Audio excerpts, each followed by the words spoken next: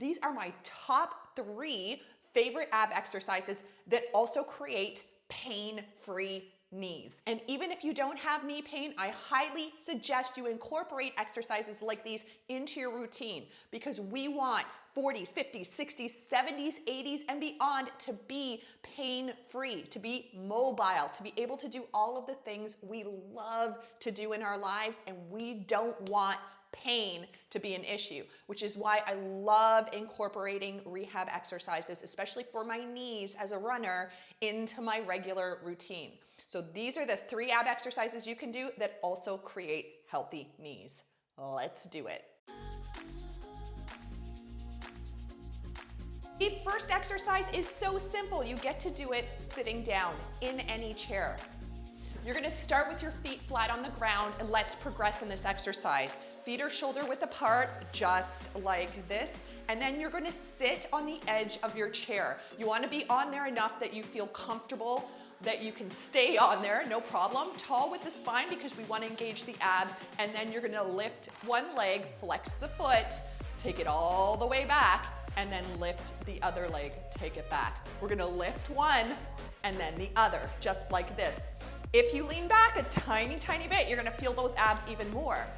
If you are feeling like, yes, I know my knees are moving and this is lubricating the knees, but I'm not feeling it a lot in my abs, I want the next level challenge, what you're gonna do is lift both legs at the same time and then bring them back.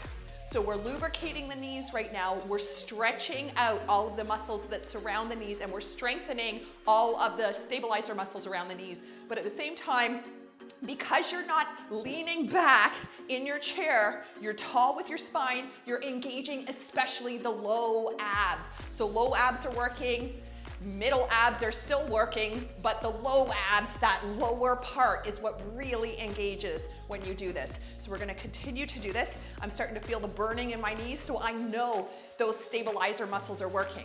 So once again, if you want to switch as you're doing this, you can always just start doing one leg followed by the other.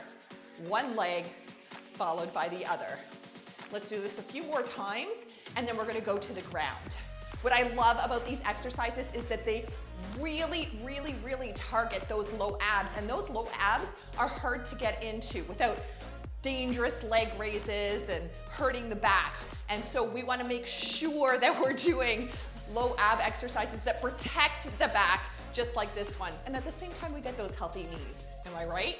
Perfect. Okay, here we go. Okay, so now we're gonna go to the ground. I'm gonna move this chair out of the way. Quick transition. We're gonna go down onto the ground. Lie with your back flat and your abs engaged. Just give yourself a little poke, just like this. And now we're gonna lift both legs all the way up. Try and have them as straight as you can, just a slight bend to protect the joint, and then bring those toes down towards the ground.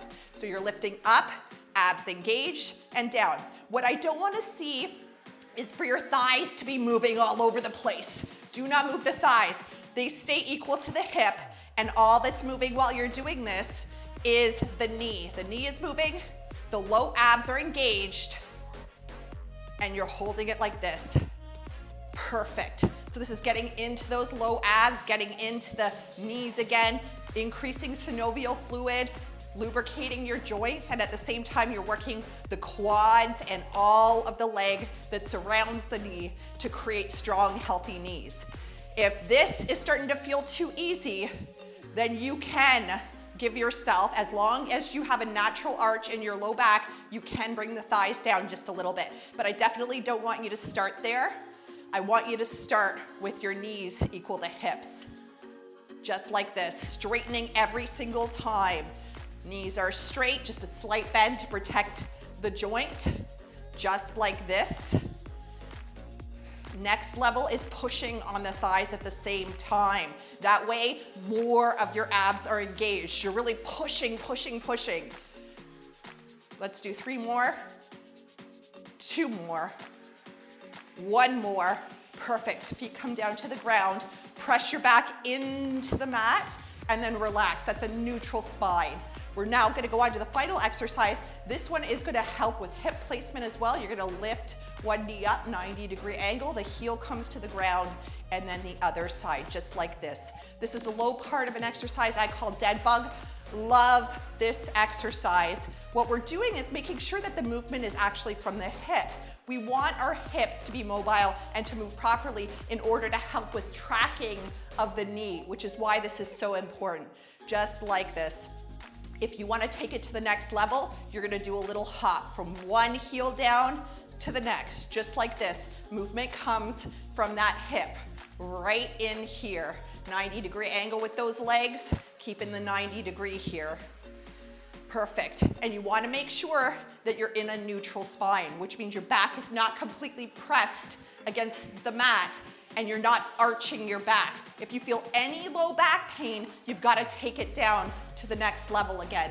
Take it back a step and reset yourself. Perfect. Just like this. Excellent. Love it. 3 more. And 2 more.